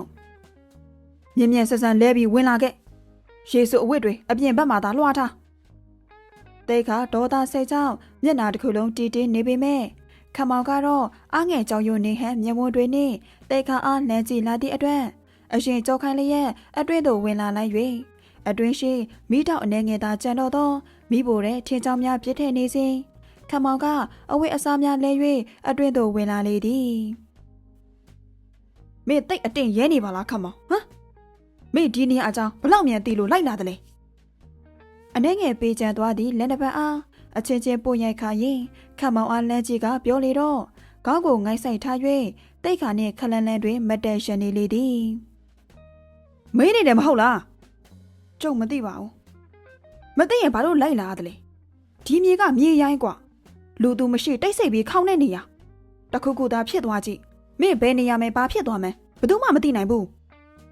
အိမ်အတွင်းဘက်ကပရီဘောကပစ္စည်းနေ၍အနေငယ်ကျဝင်သောကြောင့်တေခါရဲ့အော်ရှာရှာအတန်ကပဲ့တင်တန်လိုထွက်ပေါ်နေသည်တပ်ပြင်းတစ်ချက်များချ၍မျက်ကုံးဆက်တွေကိုခက်တည်းဖိကန်ကမိဖို့အရှိက3ယောက်ထိုင်ကျွန်းကုန်းတွင်ဝင်ထိုင်လိုက်၏ဒီနယ်ပယ်သည်ကံကူတရာမရှိသေးမြို့ဘက်ကလာသည့်လူတွေရောဒီမြေမှမြို့ဘက်ကံကိုကူးကျင်သည့်လူတွေရောဇက်သွမဟုတ်လှင်းနှင့်သာကူးကြည်တန်းကြီးလောက်ရပြီးအလွန်ခေါက်ပါသည့်အရက်သေးသားပင် ထိုအတူဘယ်နေရာကြည့်ကြည့်ခက်စိတ်စိတ်တောအုပ်လိုနေရာတွေသာရှိပြီးလမ်းပေါက်သည့်နေရာအလွန်တရာမှရှာသည်လက်ရဲဇရဲနှင့်လှုပ်ရဲကန်ရဲမိုက်ကြီးခွဲတတ်သောလူရန်ကားကောင်းတွေဟာလည်းခံများများဒါထက်မအူမလဲနေမြတ်ရောက်လာလေလူစိတ်မျက်နှာစိတ်မလို့တမျိုးထင်ကောင်းထင်နိုင်၍အန်တရဲ့ပေးနိုင်သည်ဒါတွေကိုဘာမှမသိပဲဒီညအထိရောက်လာသည်ကတိတ်ရဲတင်လို့သည်မလားတကူကူသာဖြစ်သွားကြည့်နှစ်ခါပြန်ရင်ခွဲရမည်သူကတိတ်ခါပင်နောက်ထပ်တစ်ချိန်အဖြစ်တက်ပြင်းချလိုက်ပြီးအနောက်တွင်ရှက်နေသည့်ခမောင်ဘက်သို့လှည့်လိုက်ခါအေးနေတယ်မဟုတ်လားအနောက်လားတိတ်ခါပြောလိုက်တော့ခမောင်ကတိတ်ခါအားတစ်ချက်မြတာကြည့်သည်ထို့နောက်အနာသို့ဖြည်းဖြည်းချင်းရှောက်လာလေ၍တိတ်ခါဘေးတွင်ဝင်ထိုင်လေ၏မိဘကလာသည့်အနှွေးတက်သည်တိတ်ခါနှင့်ခမောင်တို့နှစ်ဦးတန်းတိုက်ရိုက်တက်ရောက်နေသည်နှစ်ဦးသာဘာစကားတစ်ခုမှမပြောဘဲတိတ်ဆိတ်နေသည့်အတွက်မိုးတမ်းမှလွဲလင်မြည်သည့်အတမ်းမှမကြားရ၍တိတ်ဆိတ်မှုအတီးအပြင်အလေးရောင်သည်တဖြည်းဖြည်းပြောက်ကွယ်စပြူလာသည့်အပြင်အိမ်ကြီးတဲ့အမောင်ရိပ်ကြလာသည့်အခါတိတ်ကမိထွန်းရဲ့အတွက်ထိုင်ရမှထားလိုက်စဉ်လက်ကဝစ်ကိုဆွဲကင်လာသည့်ခက်အေးအေးလက်တွေကြောင့်ခြေလမ်းတို့ရှက်တန်သွားသည်ကိုတိတ်ခါတိုးလျလျအတန်းကြောင့်တိတ်ခါခမောင်အားကြီးလိုက်သည့်အခါခမောင်ရဲ့အကြီးကခက်ပြင်းပြင်းတောက်နေသည့်မိဘုံတွင်သာရှိနေပြီးထိုမိဘုံကိုဆွဆွမြင့်မြင့်ကြည်နေသည်အဲ့ဒီအမျိုးသမီးရဲ့ကိုဝင်ကခမရနဲ့ရသလားတိတ်ခါမျက်လုံးတွေလှုပ်ရှားသွားရပြီးအံ့ဩမင်တမ်းမှုအပြည့်နဲ့အတူတခုခုပြန်ပြောခြင်းတော့ငါအာစေးမိနေသလိုဘာမှပြောမထွက်ပေခမောင်သည်တိတ်ခါထံသို့ဖြည်းဖြည်းချင်းစီအကြည့်လျှောက်လာ၏ထိုအကြည့်တို့တွင်အတိတ်ပဲများစွာပါဝင်နေသည်မလို့ရင်နဲ့တင်ကြံလာသည်မင်းအတွေ့တွေဟာဒီလောက်တောင်တိမ်ကောနေရသလားလို့မေးလိုက်ခြင်းပေမဲ့လက်ဒီတစ်ဖက်ကိုတိတိကျကျဆုပ်ထားယုံမှလွဲ၍ဘာမှပြောဖို့ရအားအင်မရှိပေမင်းအတွေ့တယ်မယ်ကိုဟာတာဝန်ယူလို့စိတ်မရှိတဲ့အောက်တန်းကြတဲ့လူလိုမြင်နေသလားခမောင်ဒီလိုသဘောမျိုးမဟုတ်ပေမဲ့ကျုပ်ကိုတိတ်ခါစီကအဖြေကိုသာကြားချင်ပါတယ်ကိုတိတ်ခါဒီလိုသဘောမျိုးမဟုတ်ဘူးတဲ့လားစကားတွေကလိန်လို့ရှာကောင်းရနိုင်လိမ့်မယ်မြင့်မြတ်တိတ်ခါဆိုတဲ့ကောင်ဟာမျက်လုံးတွေရဲ့အတိတ်ဘက်ကိုမဖတ်နိုင်သည့်အထိနှုံချညံ့ဖြစ်သူမဟုတ်အန်ကိုခတတင်းကြိတ်ထားမိသည်ကမေယိုးများထင်းထွက်လာသည့်အထိပင်တိတ်ခါရဲ့လက်ကဝစ်ကိုဖမ်းဆုပ်ထားသည့်လက်ချောင်းတွေရနှလုံးသားတစ်ခုလုံးကိုဒဏ်ရာပေးနေသလားမှတ်ရအောင်ပေးနာကျင်လာရသည်မယုံတင်ကမျက်ဝန်းတွေအထင်အမြင်သေးနေသောမျက်ဝန်းတွေစိတ်ပြက်လက်ပြက်ဖြစ်နေသောမျက်ဝန်းတွေတိတ်ခါဆက်၍မကြည့်နိုင်သည့်အစုံမျက်နာကိုခက်ကြကြလွှဲပြလိုက်ရသည်ကိုတိတ်ခါမင်းညံရည်ဘလောက်ရှိသလဲဆိုတာမင်းအတွေ့အခေါ်နဲ့ဓာတ်ရိုက်တက်ဆိုင်တာမလို့စိတ်ကြိုက်တွေးထင်နိုင်တယ်ကိုမင်းကိုအကျယ်တဝင့်ရှင်းပြဖို့အစီအစဉ်မရှိဘူးဟုတ်သလားခမောင်ကမျော်လင့်မထားသည့်တိတ်ခါရဲ့အဖြေကြောင့်အံ့ဩသွားပုံထောက်၍တိတ်ခါအားနားမလည်နိုင်ဟန်နှင့်ကြည်လာသည်မဟုတ်တာကိုမဟုတ်ကြောင်းမလုပ်တာကိုမလုပ်ကြောင်းအပြစ်ရှိသူတယောက်နဲ့ဖြည့်ရှင်းချက်ထုတ်ရခြင်းဟာတိတ်ခါပုံစံမဟုတ်ဘာအကြောင်းရင်းကြောင့်မြန်ဒီလိုမဟုတ်တဲ့တရားတွေကိစ္စအားမလုပ်ပါဘူးမဟုတ်ပါဘူးလို့ရှင်းပြရမည်နီခမောင်ဖြစ်လင်းအောင်တိတ်ခါရဲ့မာနကခွင့်ပြုနိုင်မည်မဟုတ်ဒါကြောင့်မင်းကိုကြည့်တဲ့အကြည့်တွေကိုပြင်ထားလိုက်ခမောင်အကြိတ်ကြိတ်ပြောလိုက်မိသည့်စကားအစုံတိတ်ခါခမောင်လက်တွေကိုကြမ်းကြမ်းရမ်းပင်ဖယ်ရှားပြစ်လိုက်တော့ငါခမောင်ကထိုင်ရမှထလာ၍နောက်ထပ်တစ်ချိန်တိတ်ခါရဲ့လက်ကိုဆွဲကင်လာသည်ဒီတစ်ချိန်တော့ခမောင်ကသူ့ရှိသမျှအာအင်အကုန်လုံးကိုသုံးထပုံရသည့်အပြင်မျက်ကုံးဆက်တွေဟာလည်းတစ်ဖက်နဲ့တစ်ဖက်ထိဆဲလူမတန်ဒါဟာဒေါသထွက်နေသည်လားမပြောတတ်တော့ငါအနိဒီလိုပုံစံသည်ခမောင်နဲ့တစိုးတစင်မလိုက်ဖက်မနေဖြေပေးလိုက်လို့ခမရအတွက်ဘာတွေမြန်ခင်းသွားတယ်လဲကိုတိတ်ခါမင်းညရင်မင်းစဉ်းစားစမ်းပေါ်ခမောင်ဒီနိုင်ငံဟာလက်မထက်ပဲကလေးယူလို့ရနိုင်သလားဆိုတာကျုံမင်းနေတာခမရနေရတဲ့ထိန်းထားသည့်ကြားမှာပေါက်ကွဲထွက်လာသည့်ဒေါသစိတ်ဟာအပြင်ဘက်သို့ဖိတ်ရှန်ကြ၍တေခါလက်တစ်ဖက်ဟာခတ်မောင်ရဲ့အင်ဂျီစာကိုခက်တဲ့ဆွဲကန်လိုက်မိသည်မင်းနဲ့တက်ဆိုင်သလားငါမင်းနေတာဖြည့်စမ်းခတ်မောင်မင်းနဲ့ဘာမှတက်ဆိုင်သွားလဲကိုနဲ့မင်းနဲ့ဘာတွေမှတက်ဆိုင်လို့အဲ့ဒီလိုမျက်လုံးတွေနဲ့မင်းကိုလာထုတ်နေရတယ်လေဆိုင်နဲ့လို့ခမရပြောခဲ့တယ်မလားကိုသိခါခမရနဲ့ကြုံနဲ့စားကြုံမှာပြန်ရုပ်သိမ်းတယ်ဘလို့မင်းပြောသလိုယောက်ျား2ယောက် လက်ထက်စာချုပ်မှာလက်မှတ်ထိုးတာဟာအတိတ်ပဲမရှိတဲ့လောက်ရက်ပဲကိုမင်းကိုအိမ်အောင်ဘက်အဖြစ်သတ်မှတ်ထားတယ်ဆိုတဲ့စကားကိုရောပြန်ရုပ်သိမ်းနေခတ်မောင်မျက်လုံးတွေလှုပ်ရှားသွားသည့်အပြင်အန်ကိုတင်းနေအောင်ကြိတ်ထားသည့်အတွက်မျက်နှာတစ်ခုလုံးတီတင်းနေကတိတ်ခါအားကြည်လာလေသည်မင်းတိအောင်ပြောရရင်မင်းကိုတန်ရောစင်ရှိတယ်မင်းဘဝအနာဂတ်မှာတောက်ပလာဖို့အောင်မြင်လာဖို့ရာကို့မှာရှိတဲ့ငွေအင်အားနဲ့ဖန်တီးပေးမှာမလို့မင်းနဲ့ကိုနဲ့အကြားမှာအပေးယူတစ်ခုသာကြည့်ရတဲ့ခတ်မောင်အချိန်တစ်ခုရောက်လာလို့မင်းဘဝအယောင်ထွက်လာတဲ့အခါမင်းစီကထိုက်တဲ့လောက်ပြန်ယူပေးရင်ကိုတို့အကြကစာချုပ်ကပြီးသွားပြီဒါကြောင့်အခြားဘာချုံနှောင်မှုမှမလုပ်ရအောင်ကို့အတွက်အကျိုးမရှိဘူးတိတ်ခါစကားအစုံတွင်အမြင်အာယုံမှခတ်မောင်ဤမျက်ဝန်းများသည်အရေးကြီးများဝှေ့လဲတက်လာ၍ညိုညံ့ညံ့မျက်နှာပြင်သည်တခဏအတွင်းညီထွေးလာလေပြီးတိတ်ခါလက်ကိုကင်ထားသည့်ခတ်မောင်လက်တွေကလည်းအာအင်ရောကြလာပုံရ၍ဆွဲကင်ထားမိသည့်ခတ်မောင်ရဲ့အင်ဂျီစာကိုတိတ်ခါခက်ပြေးချင်းလှုပ်ပေးလိုက်မိသည်တိတ်ခါဒေါသစိတ်ကြောင့်အသက်ရှူသည်များမျက်စဲနေ၍မျက်နှာတစ်ခုလုံးကိုလှပွားဖြင့်ပုတ်တက်လိုက်သည်ရင်တစ်ခုလုံးတင်းကျပ်နေသည့်ခန်းစားချက်မျိုးရရှိသောငါတိတ်ခါစကားတွေဟာယခုအခြေအနေနှင့်အသင့်လျော်ဆုံးအခြေအနေဖြစ်လောက်မည်ခမောင်ကိုဘာနှင့်မှမချီနှောင်ခြင်းတော့အိမ်အောင်ဘတ်တယ်လားယူနှမ်းလိုက်လေခြင်း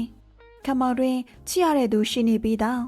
ထိုအတူထိုမိန်းကလေးနှင့်ဆေးဆက်ကြောင်းလန့်ဖို့ရာကိုလည်းမိမိကိုယ်တိုင်စီစဉ်ပေးခဲ့ပြီးပြီအဲ့ဒီအချိန်ကလေးကခမောင်နှင့်တိတ်ခါအကြားဘလို့နှောက်ကြိုးဘလို့ချီနှောင်မှုကမှအသုံးဝင်တော်မူမဟုတ်တော့စိတ်ထဲမရှိသည့်စကားတွေအလုံးကိုနှုတ်မှထုတ်ပြောလိုက်မိသည့်ကြောင့်မျက်ခုံးဆက်ကိုလက်ချောင်းများဖြင့်ဖိကင်ထားလေတော့ခမရစိတ်ရှုပ်စေရရင်တောင်းမမရဲ့ကိုတိတ်ခါကျုပ်မရည်ရွယ်ပါဘူးခတ်မောင်အတန်သည်တိုးလျလျသာခုနကနဲ့မတူတော့အောင်ကိုပြောင်းလဲသွားသည့်မျက်နှာတွင်ဝမ်းနည်းမှုအပြည့်နှင့်ကိုတိတ်ခါကမသက်ဆိုင်ဘူးဆိုတော့လေကိုတိတ်ခါစကားသာအတီးယူပါမယ်တို့ပေမဲ့ကိုတိတ်ခါခမရကျုံနဲ့ဝေးရမှာတော့မနေပါနဲ့လားဟင်ကိုတိတ်ခါအချိန်အပြင်အာယုံတက်ချိန်မနက်4 နာရီခွဲခန့်ရှိပြီဖြစ်သည်ခတ်မောင်ကျောင်းအမီအာယုံတက်ဇက်ထွက်ချိန်အမီတစ်ဖက်ကန်းသို့ကူလာရှာသည်မလို့နေပင်မထွက်သေးသည့်အခါလမ်းတွင်မော်တော်ကားမီးအဆောင်သာရှိသည်ကားအနောက်ခန်းတွင်ရှိသောခတ်မောင်အားကားမှန်ထဲမှလမ်းကြည့်လိုက်သည့်အခါဘေးကိုမီ၍ပြန်အိပ်ပျော်နေ၏အိမ်တွင်ကအိတ်ခန့်တစ်ခန့်သာရှိသည်ညကစကားအခြေတင်ဖြစ်ကြပြီးသည့်နောက်အနာယူဖို့ရာအိတ်ခန့်အတွင်လိုက်ခဲ့ရန်ပြောတော်ငါတိတ်ကအနောက်ရှက်ဖြစ်မှဆို၍အိတ်ခန့်တွင်သာအိမ်မြေဖြစ်ကြောင်းပြောပြီးတညလုံးငုတ်တုတ်သာထိုင်လို့နေလေသည်ခတ်မောင်တယောက်သာအိမ်မပြောခဲ့သည်မဟုတ်စကားတွေလွန်သွားခဲ့သည်ကိုတွေ့ရင်အပြုအမူတွေကြမ်းတမ်းဆိုးဝါးသွားသည်ကိုတွေ့ရင်တိတ်ခါလည်းပဲမိုးလင်းပေါအထိအိမ်မရခဲ့အတွေ့တွေများလွန်သောကြောင့်ဘာမှမတွေ့မိစေရန်စာအုပ်ထဲသာစိတ်နေ၍တညလုံးစာဖတ်နေလိုက်သည့်အခါအနေငယ်တော့အစဉ်ပြေခဲ့သည်ပြောရပါမလားသို့တော်ငါယခုတိုင်ခေါင်းထဲတိတ်တော်မကြည်လင်းနေအိမ်တို့မရောက်ခင်လမ်းခုလက်တွင်မော်တော်ကားကိုရှက်လိုက်သည့်နောက်ကားတကောက်ဖွင့်ကားထဲမှထွက်လာလိုက်ပြီးဝစ်ထားသည့်အပေါ်တဲ့အင်ဂျီအားချွန်လိုက်၍အနောက်ဘက်သို့ကားတကောက်ပေါက်ကိုဖွင့်လျက်အတွင်းသို့ဝင်လိုက်သည်ခမောင်တွင်ကအပေါ်တဲ့အင်ဂျီရှိပြီးသားမလို့လက်ထဲကအင်ဂျီကိုခတ်တူတူခောက်ခါခေါင်းမိထားသည့်နေရာအားခုပေးရန်အနာတိုးလိုက်သည့်နောက်ဦးကောင်းကိုလက်တစ်ပတ်ဖြင့်ထိန်ကန်လိုက်တော့ငါတိတ်ခါပခုံးထက်ငိုက်ဆိုင်သည့်ခမောင်ဦးကောင်းကြောင့်မျက်ခုံးများပင်သွားရသည်လှုပ်မရရွှေ့မရအနေအထားနှင့်ခတ်တောက်နေမိပြီးနှိုးလိုက်ရန်တွေးတော့ငါအိမ်မောကြနေသည့်အတွက်အကြက်ရိုက်သွားရသည့်အခါတပ်ပြင်းတစ်ချက်ချမိသည်ထို့နောက်ခမောင်မျက်နှာအားလက်တစ်ပတ်ဖြင့်ထိန်ကန်၍တိတ်ကတက်တက်ပြပြထားလိုက်ခါဒီအတိုင်းသာမိထားစေလိုက်ပြီးငြိမ်နေမိသည်အိမ်မောကြနေသည့်ခမောင်ထံမှအသက်ရှူတန်းခတ်တိုးမှလွဲလင်ပတ်ဝန်းကျင်ဟာတိတ်ဆိတ်လုံးနေ၏နီနီကကအနေအထားတွင်ရင်ကုန်တန်းဟာပုံမှန်မဟုတ်နေသည့်အတွက်တိတ်ကအာယုံလွဲဖို့ကြိုးစားနေမိပေမဲ့ပကုံးမော်ကောင်းမိထားသူရဲ့သပင်တွေကိုလက်ချောင်းများဖြင့်ခက်ပြေးချင်းကင်လိုက်မိသည်ခမရကျုံနဲ့ဝေးရမှာတော့မနေပါနဲ့လားဟင်ကိုတိတ်ခါခတ်မောင်ပြောလာသည့်ဒီစကားရဲ့အတိတ်ပဲကိုတိတ်ခါတေချာနားမလဲနိုင်ဘာကြောင့်မြန်ပါလဲဘာကြောင့်သူနဲ့ဝေးရမှာမနေခိုင်းရသလဲနာမည်အတိုင်း မင်းကတိတ်ကိုခက်တဲ့မောင်ပါလားပျော်ပြောင်းခြင်းလည်းမဟုတ်ကြက်ရှာခြင်းလည်းဟုတ်မနေသည့်ထိုစပင်တို့အကြောင်းတိတ်ခါလက်ချောင်းများသည်ရုံမထွက်နိုင်ခမောင်စပင်တွေရှည်လာသည်ပဲစပင်တွေကပပြင်းတီမရောက်တယောက်ဖြစ်နေပြီးလိုင်းတရန်ရှိကြသည်တို့ရတွင်ညိုညံ့ညိုသည့်အပြင်ဝင်းဝါနေသည့်အသားရည်ရှိသည့်ခမောင်သည်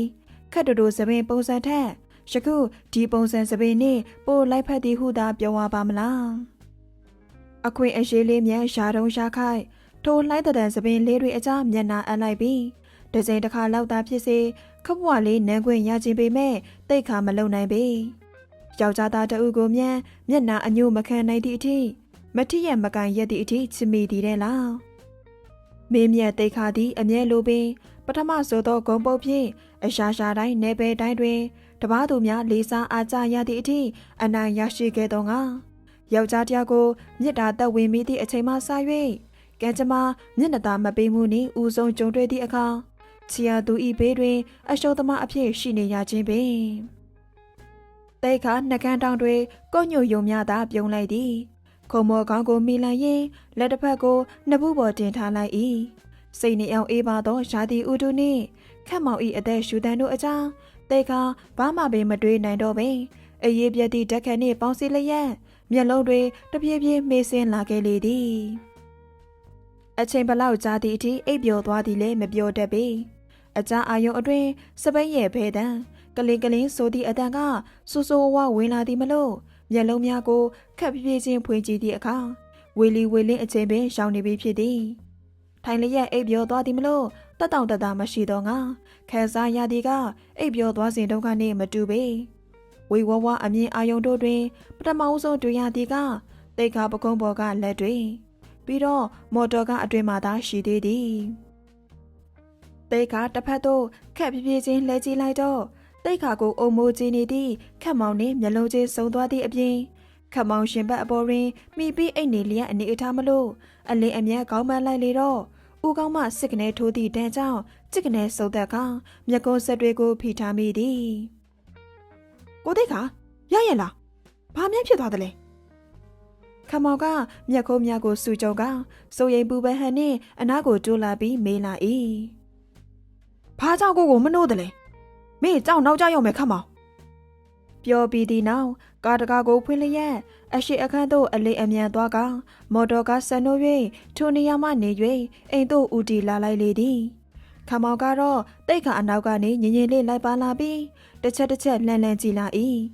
မြိုင်စအိမ်သို့အရောက်ကားကိုဆင်ဝင်အောင်ရက်ခဲ့ကောင်တဲကမော်တော်ကားပေါ်မှဆင်း၍အိမ်အပေါ်တက်သို့တက်လာခဲ့နိုင်ပြီးရေမိုးချိုးလျက်ရုံတရံအတွက်အဝိအစပြင်ဆင်ပြီးသည့်နောက်အိမ်အပေါ်တက်မှအောက်သို့ဆင်းလာလိုက်သည်ထိုအခါကျွန်းလေကအနာကြမ်းတိုင်နေသောဒေါ်ကျင်ကတဲကအားလှမ်းကြည့်လာ၍မောင်တိတ်ခါမနေ့စာဘာအမြဲပြင်ပေးရမလဲနေပါစေကျုပ်ရုံရောက်ခါမှသာစားလိုက်ပါမယ်ထို့သို့ပြောပြီးသည့်နောက်အိမ်အပေါက်ဝါသို့ရှောက်လာပြီးဖနက်စီသည်မော်တော်ကားကိုတန်ရှင်းပေးနေသည့်ဦးသားအေးအားတစ်ချက်များလှမ်းကြည့်၍မောင်သားအေးနေအေးချင်းချမ်းမျက်နှာစာကခြုံတွေလူခေါ်ရှင်းခိုင်းစမ်းအောင်ချင်းတွေအောင်းနေဟုတ်သလားကောင်းပါပြီမောင်တိတ်ခါကျုပ်ရှင်းခိုင်းထားပါမယ်တိတ်ခါကောင်းတစ်ချက်များငိမ့်လိုက်ပြီးသည့်နောက်မော်တော်ကားရဲ့တကားလက်ကိုင်ကိုကင်လိုက်ပေးမယ်မတိစိတ်ကလုံဆောင်မှုကြောင့်စင်ဝင်ရဲ့ညာဘက်တောက်တွင်ရှင်းနေသည့်ခတ်မောင်အားတွေ့ရသည်ခမောင်ကဘေးလွယ်အိတ်ကျိုးကလေးကိုခက်ကြစ်ကြစ်ကင်ထားပြီးတိတ်ခါအားလှမ်းကြည့်နေသည်မလို့ကြောင်မသွားသေးဘူးလားခမောင်နောက်ကျနေလို့ပါကိုတိတ်ခါအပတ်မကြည့်ရင်ကြောင်လိုက်ဖို့ပေးပါလားခမအချိန်အဖြစ်9နာရီထိုးကန်ဒီတာရှိသေးသည်စပိတ်နေသွားလင်တောင်မိသည်ကိုဘာကြောင့်မြန်နောက်ကျနေပြီဟုပြောရပါသလဲကားပေါ်တက်ချေတွန်ချွတ်သွားသည့်နှကန်းတွေကိုတော့မျက်နှာလွှဲလိုက်မိသည့်အတွက်မမြင်လိုက်ရပေခမောင်ကတိတ်ခါရဲ့ဘေးခုံတွင်နေရာရှူလို့ဝင်ထိုင်သည်မလို့ကားဆက်နို့ကအိမ်မှထွက်လာလိုက်ပြီးအရင်ဆုံးကျောင်းသို့ဦးတည်လိုက်သည်စာလိုက်နိုင်သလားဟုတ်ကဲ့မတိတာရှိရင်မင်းကိုအပ်ပေးထားတဲ့ဆရာကိုတေးချမေးကြည့်စာမေးပွဲရှက်အနားနေရင်တော့ဆရာအိမ်မဲသွားနေပေါ့ခမခမောင်ဤအာမေတိတ်အတန်းကြောင့်တိတ်ခါလှမ်းကြည့်လိုက်ပြီးမေးဆက်လိုက်သည်ဆရာအိမ်သွားမနေလည်းဖြစ်ပါရဲ့ကိုတိတ်ခါ ဒါဖြစ်ရင်သဘောနှစ်ယောက်သားအကြောင်းခဏတာလောက်တိတ်ဆိတ်သွားသည်တေကငိမ့်သက်သွားသည့်ခမောင်ဘက်သို့ကားမောင်းရင်းလှည့်ကြည့်သည့်အခါမျက်လုံးချင်းစုံကြလေ၏ခမောင်ကမျက်နှာတစ်ခုလုံးတိတ်ခါဘက်သို့ငယ်ဆောင်ထားလေပြီးတခြားဘဲမှကြည့်မနေဘာမှန်းဖြစ်လို့တလေပြောစရာရှိရင်ဥပလင်းလင်းပြောရမယ်လို့ကိုပြောထားပါရဲ့ဟုတ်သလားကျုပ်အင်္ဂလိပ်စာကိုတေချာလေးသိချင်ပါတယ်ကိုတိတ်ခါညပိုင်းကိုတိတ်ခါအားရင်စပြပေးပါတိတ်ခါလက်ခံသည့်သဘောဖြင့်ကောင်းတဆက်ဆက်ညင်းလိုက်သည်ကျုပ်ကိုတိတ်ခါလိုဖြစ်ချင်တယ်တိတ်ခါမျက်ခုံးများပင်သွားမိ၍ကားကိုရှက်လိုက်မိသည်တော်သေးဒီကကြောင်းဝဲရှိသူရှောက်ပြီးဖြစ်၏တိတ်ခါခတ်မောင်ပန်းလှန်ကြည့်လိုက်တော့ခတ်မောင်မျက်လုံးတွေကတိတ်ခါထံသို့တီတီငိမ့်ငိမ့်မင်းကမင်းကိုလိုဖြစ်ချင်တယ်ဆိုတဲ့စိတ်ထက်ကိုထက်တာရမယ်ဆိုတဲ့စိတ်ကိုမွေးမြူကျုပ်အရေးအချင်းနဲ့ကိုတိတ်ခါထက်တာလွန်ဖို့ရမဖြစ်နိုင်ပါဘူးမဖြစ်နိုင်ဘူးဆိုတာဖြစ်အောင်မလုပ်သေးလို့ထွက်လာတဲ့စကားပဲအတွေ့အခေါ်တွေမတင်ကောစီနဲ့ခမောင်ကျောင်းစာတစ်ခုတည်းရောက်ဘဝကိုမြင့်တင်ပေးနိုင်တဲ့အရာမဟုတ်ဘူးကိုပိုင်ညံရဲ့အစွမ်းအစကိုအသုံးချတတ်ဖို့လိုတယ်ကိုတိတ်ခါကတင်ပေးပါတိတ်ခါမျက်ခုံးတွေအနေငယ်ကြုံသွားရှာပြီးခတ်မောင်အားကောင်းဆောင်၍ကြည့်လိုက်သည်တခုခုတော့ထူဆန်းသည်မလားဘာကြောင့်မြန်နှစ်ယောက်ကြားဘာမှမဖြစ်ခဲ့သလိုပေါ့ပေါ့ပပပြောဆိုနိုင်ပြီးရမန်ရမြကထက်တောင်စကားတွေပြောလာရှာပါသလဲတိတ်ခါလက်ချောင်းတွေကခတ်မောင်ရဲ့သပင်တွေထံတိုးဝင်မိ၍ခတ်တသာဖွာလိုက်ခါအထဲဝင်ကြတော့ခတ်မောင်ကိုရှုံးသွားကြတော့မယ်ထို့သို့ပြောလိုက်ရှာရင်လေတေခါကိုခေါင်းတစ်ချက်ငိမ့်ပြ၍ကားတကားကိုဖွင့်လျက်ကားပေါ်မှဆင်းသွားလေပြီးလုံကြီးကိုပြင်ဝဲခေါကြောင်ဝင်းဘက်သို့ခက်ပြေးချင်းရှောက်သွားလေသည်တေခါခတ်မောင်ကိုကျင်းနေရှင်းနှင့်ကျောင်းအဝင်ဝါတွင်ရနေကြသောမိန်းကလေးသုံးဦးထဲမှခင်ခင်ရှိအားလမ်းမြင်လေသည်ခင်ခင်ကြီးကခတ်မောင်အားလက်လန့်ပြတော့ငါခတ်မောင်ကမမြင်သွားသည့်အပြင်လမ်းလျှောက်နေရင်ကားရှိရာစီသို့နောက်တစ်ကြိမ်ထက်လဲကြည့်သည်ထို့နောက်ကျောင်းဝင်းတဲကိုဝင်သွားသည်မလို့ထိုမိန်းကလေးအုပ်စုကထိုနေရာတွင်သာကြံခဲ့ကြသည်သို့ပေမဲ့ခင်ခင်ကြီးဆိုသည့်မိန်းကလေးကကားထဲမှတိတ်ခါအားစူးစူးဆိုင်လမ်းကြည့်လာသည်မလို့တိတ်ခါနှင့်အကြည့်ချင်းဆုံသွားကြသည်သူမမျက်လုံးတွေကတဆင့်တခုခုကိုမိကိုထုတ်ချင်နေဟန်ရှာသည့်အကြည့်တွေဖြစ်ကြောင်းကိုတိတ်ခါတီးလိုက်ရှာ၏သို့ပေမဲ့သူမဘက်ကအရင်ဆုံးအကြည့်လွှဲသွားပြီးကျောင်းဝင်းထဲသို့ဝင်သွားသည့်ခြေလမ်းတွေက